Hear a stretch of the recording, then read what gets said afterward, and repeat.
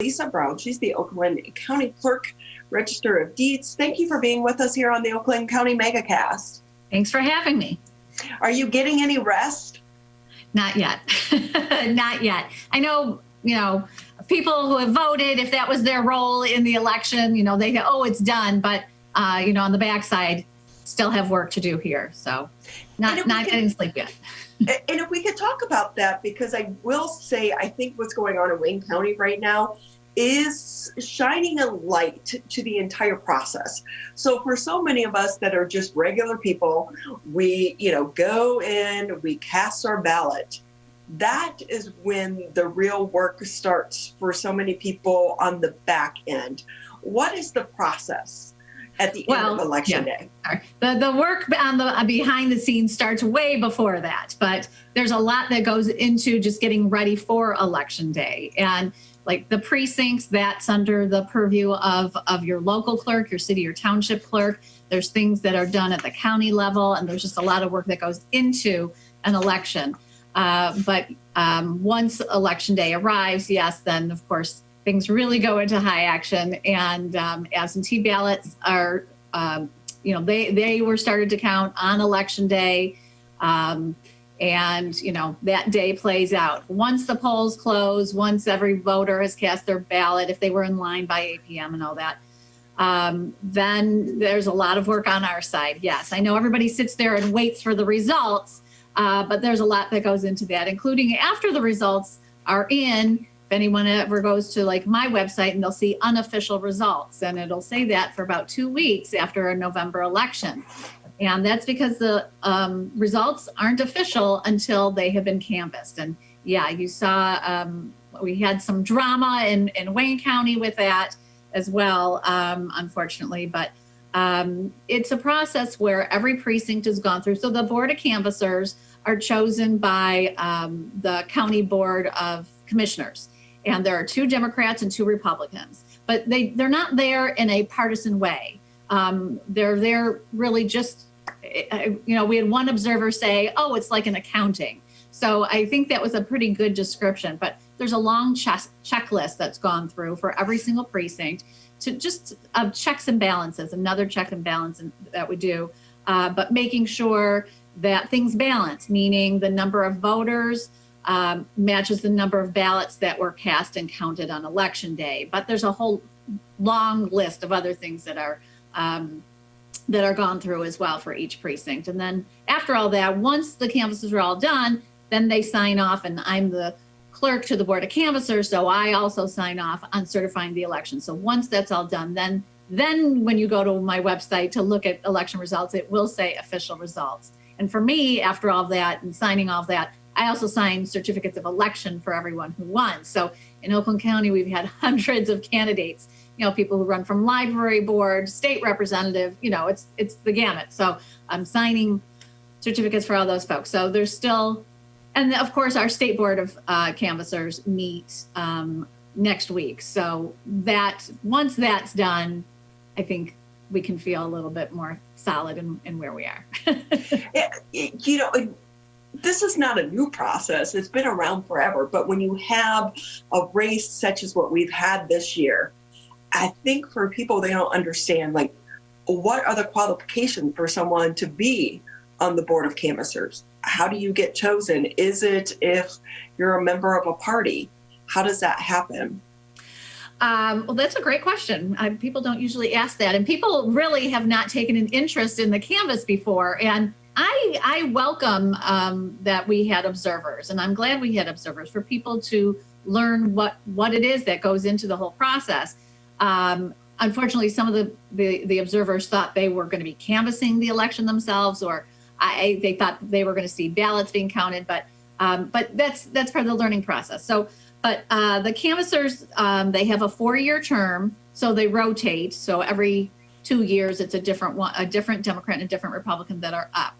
And the county party chair for each of those 2 parties suggests 3 people. They give a list of 3 people from their party to be voted on by the commissioners. And it's the whole board that votes. It's not just that party votes for their candidate or anything like that, or their canvasser. And that's it. And it's been interesting since I've been in this position and gone through a few of these elections because,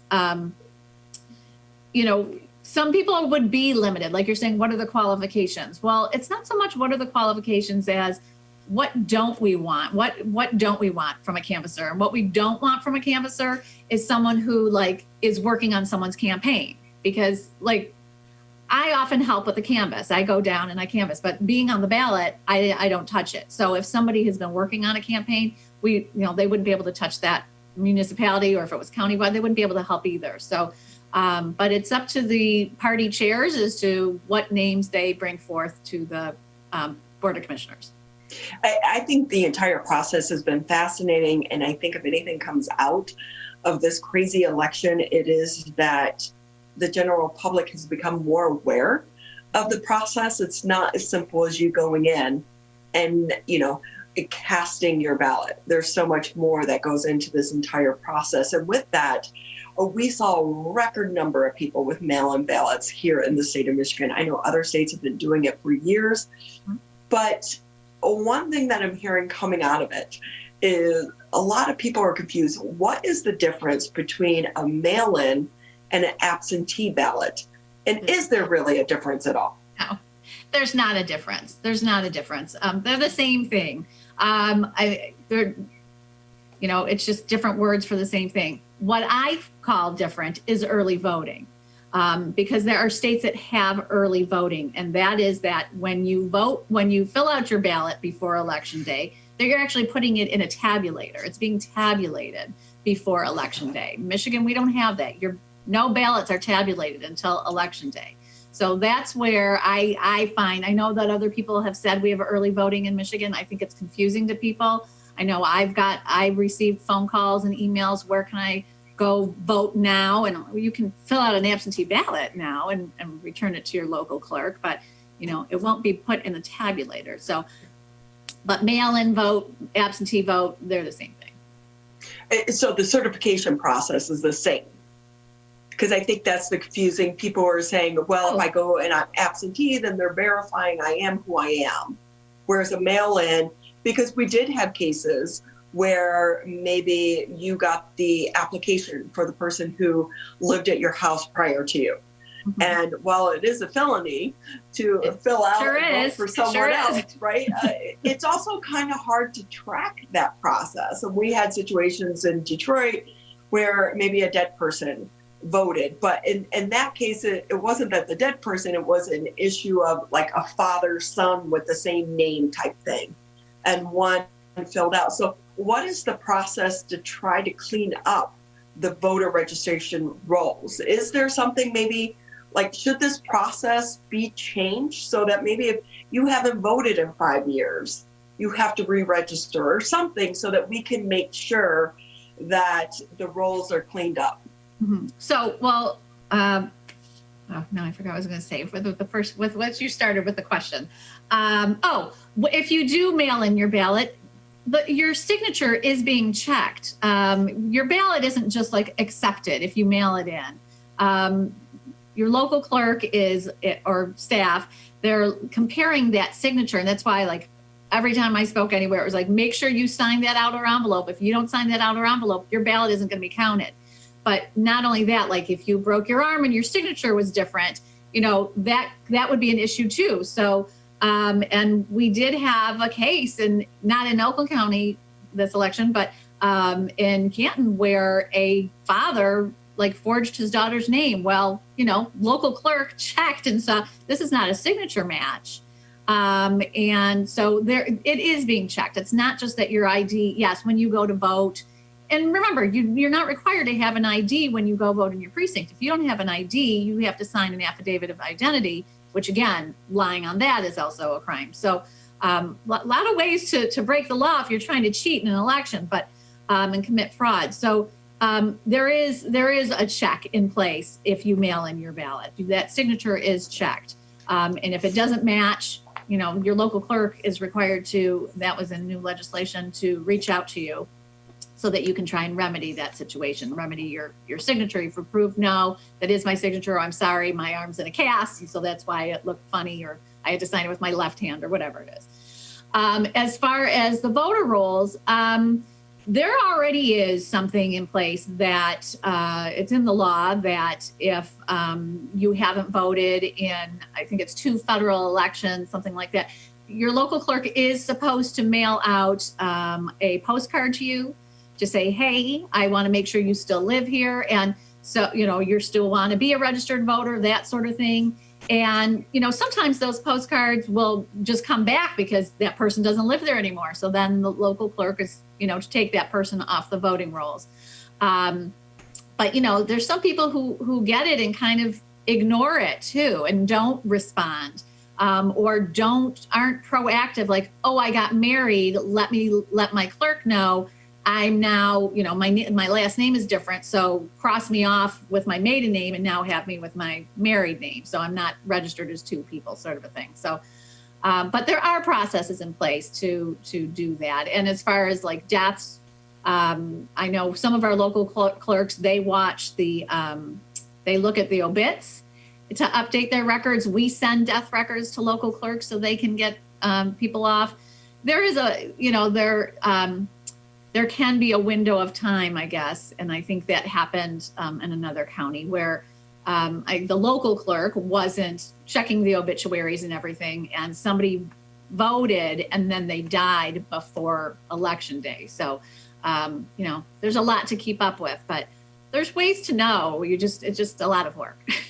Yeah, I will say, when I got married, it wasn't on my mind to go and say, hey, I got married, I have a new legal name now. Yeah. You're more worried about how do I travel internationally with my old passport versus my new passport? And, things are so much stricter now. So these are one of those things, maybe it's a public education, platform that needs to be spread out so that we can make sure people are saying, hey, this is my responsibility, or if I do move. Because I guarantee you a lot of people that move from maybe one district to another or to another state, I moved multiple times, especially in my 20s. Never once did it ever cross my mind to send a notice to the clerk of court and say, hey, I'm not going to be in your district to vote anymore. So, a lot of it's just public education and a responsibility on our parts as citizens as well.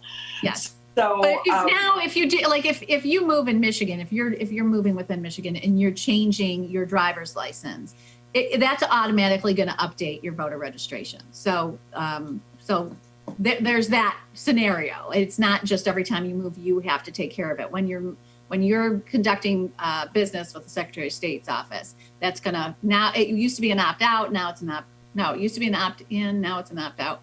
Whichever one. But anyway, so there are processes are always being changed and updated to make it easier for people and less onerous. And so that scenario, like you said, if you're moving within Michigan, that's automatically going to be updated for you when you change your driver's license. How happy that you are in Oakland County right now and not Wayne County, and the national attention that is being put on the election in Wayne County. I feel bad for Wayne County. It's a lot. I mean, it wasn't like everything went perfectly here, but we got to avoid a lot of the national attention that they received, unfortunately. But again, I think the more people you have observing and learning about the process is a plus. And there are things that can be improved upon. So I think it's all good. I think it's all good.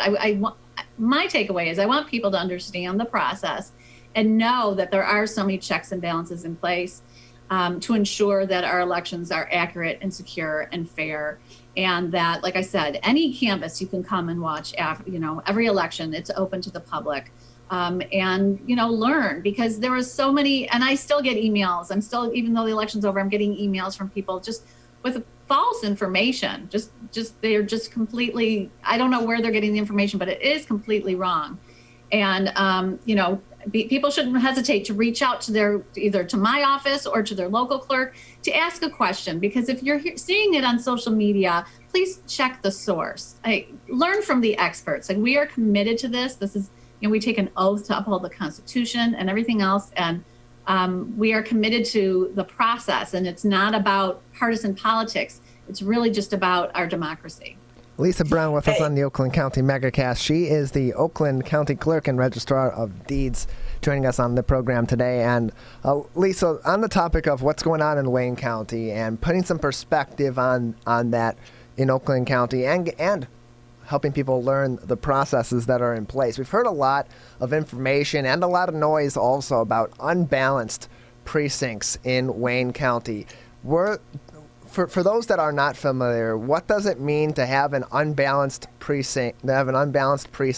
How is that process then mitigated after the fact of the election to make sure that these precincts, as they are counted, are balanced? And then the second part of that question, in Oakland County, did we have a similar situation or some similar situations where precincts were unbalanced, and how were those addressed? That's a great question, Tyler. Thank you. Yes, we have unbalanced precincts in Oakland County. And what that means, and that is all discovered during the canvass. That's part of the canvass process. That's that big check that I talked about. We have a 3-point check of making sure that the number of ballots. So when somebody says it doesn't balance, it's the number of ballots doesn't match the number of voters. And it can be something very simple. In fact, we have to do a report. We're required by law to send a report to the state as to how many precincts, which precincts didn't balance, if they didn't balance when they came to us for the canvass, and then if we were able to kind of solve the mystery and or not.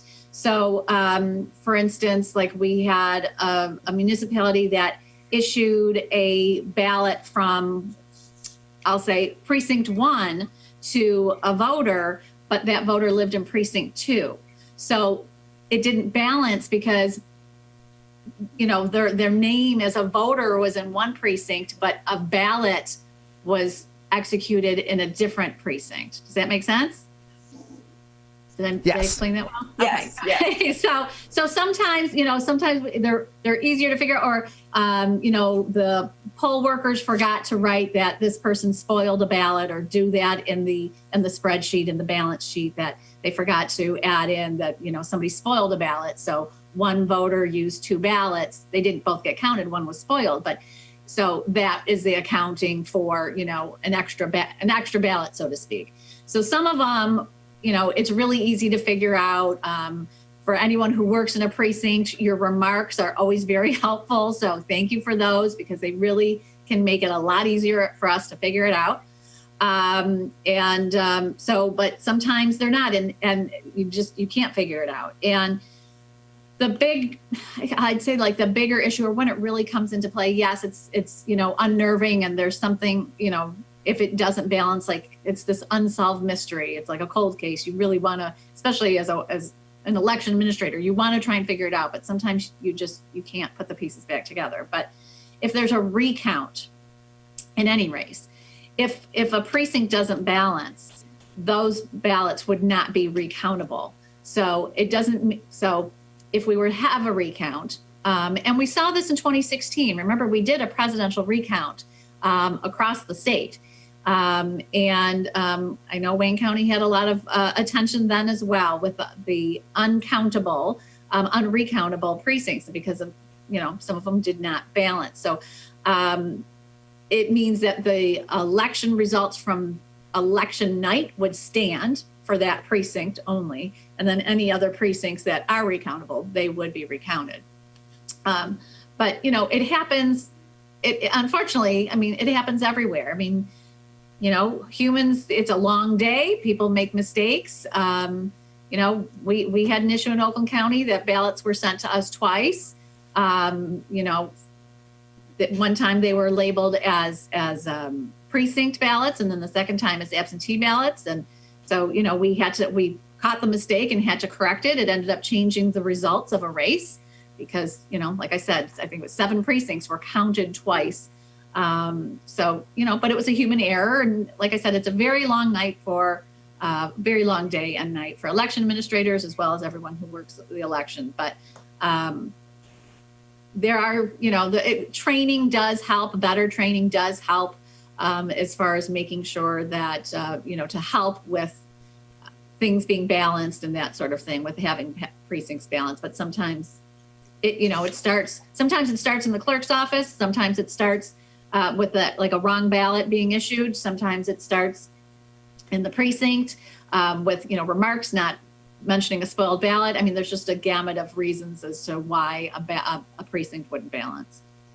Yeah, because at the end of the day, we are working with humans, and we're all human, and we make mistakes, and we should offer a little bit of grace to some of these poll workers who, a lot of them are volunteers, and maybe they're doing it one time, or they do it, once or twice a year.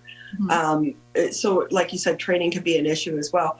But when we have so much disinformation, especially now in the world of social media, mm-hmm. we heard a lot this past election about voter fraud.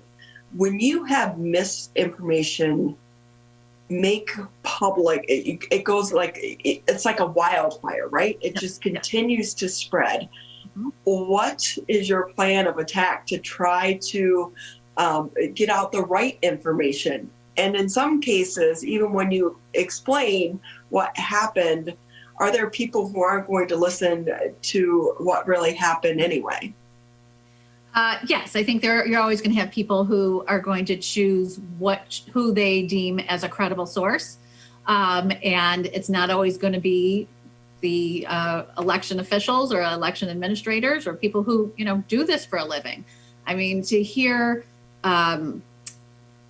Chris Thomas, who is one of the most respected election experts in the country, to hear him attacked and criticized and accused really was so disheartening for me. I've worked with Chris. He's an incredible person. He worked for 3 different Secretary of States, both parties. And, hearing that kind of rhetoric is it's very upsetting. When people say, oh, there's voter fraud, they can't give you really any examples. So, and I found it interesting with different chants being said of count all the legal votes, but then also stop the counting. Well, absentee ballots, yes, we had a record turnout, and it takes a long time to tabulate all those ballots. And it's not fraudulent that that we don't have all the results on election night. It takes a long time to process all those ballots. And the fact that it took time meant that the election workers were taking the time to count every legal ballot. So, like the things I talked to a reporter who, I guess it was their station that kind of got in the news that their cameraman was bringing in, a wagon with his camera equipment, and, somebody starts accusing they're bringing in ballots. And it wasn't ballots, but, that spread like wildfire, right? Like they're bringing in ballots, that's not what it was. And this paranoia that I think has developed is just really such a shame. And what really breaks my heart more than anything is the mistrust and distrust of our electoral process. As you said, we've been doing this for years. And, to hear these accusations without any real anything to back them up, with no proof, nothing, is just, it's difficult. It's hard. And I want people to trust in our process. I want people to know that it works. Yes, mistakes are made, but they're caught. Like what we had in Oakland County, there was a mistake made, but we caught it. And that's how it goes. So, again, we'll have elections again next year. Our cities will be having elections. So if you're interested, come and, either sign up to be an election day worker or, work in your absentee counting board. You don't have to work in the municipality that you live in. So if you live in a township and there's no election, you can go to a city. It doesn't matter. You can work anywhere, or even just come observe our canvas afterwards to see all the things that we do. And by the way, on top of that, before the election, there's public accuracy tests of the equipment. That was another thing. I've received phone calls about the equipment. And first of all, we don't use Dominion equipment in Oakland County. I know Dominion has been in the news, That's not the vendor that I chose for Oakland County. So that rumor can at least stop in Oakland County. But, there's a lot of things that you can do. Go look in your local paper, see when your local clerk is holding their public accuracy test, where they're testing the equipment to make sure it hasn't been tampered with, to make sure it's calculating things correctly before election day. There's all these things that our process is very transparent. So just look out there and you'll be able to go and see for yourself how secure and accurate our equipment is and our process is. Lisa Brown with us here on the Oakland County MegaCast. She's the Oakland County Clerk, Register of Deeds. Election aside, you and your office, you do so much other work besides just the elections. You have more than 100 employees. Is your office open right now for other non-election issues that people need to contend with? Yeah. So we've been open by appointment for, I don't even know how many months anymore. I think we've all kind of lost track of time, but we're open by appointment.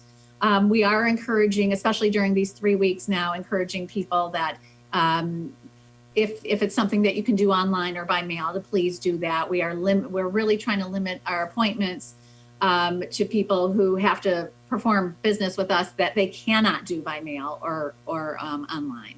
So oakgov.com/clerk. You can find out all of our information. You can find out the phone number to call to make an appointment if you do need to come in. But yes, we're here. We continue to work. I'm in my office right now. We continue. We're here. So we're here for you. And while because of our world that we live in right now and the technology, it does make doing so many things easier if we can do it online. But are there some things that have to be done in person that it's creating a backlog at all for you and your employees? So I would say, like in the clerk division, the biggest thing is applying for a concealed pistol license. Has to be done in person. It's really almost the only thing in that part of the office that has to be done in person. And so when you apply, after you apply here, then you have to go get fingerprinted. And usually our customers would go across the street to the sheriff's office to get fingerprinted. And they were shut down doing that for months. So we had all these people who, wanted to apply, but no, they couldn't get fingerprinted. So that created a little bit of a backlog, I guess I would say, with that. And their appointments are backed up, but now we're giving information of private vendors that also do fingerprinting, that are certified to do fingerprinting. So there's other options for people. So, we're working through it. I know there was a story a couple of weeks ago, maybe a month ago, again, lost track of time, but what it would take, the time frame for Macomb County, Oakland County, and I hate to, bring up Wayne County, but Wayne County, and for us and Macomb, basically you could get an appointment within 2 weeks, and Wayne County was much longer, unfortunately, but they're bigger, they have more people too. So, but at the end of the day, we all need to have grace. I'm sorry we're running out of time, but thank you to you and your team and all the hard work that you've been doing during this pandemic. We appreciate it.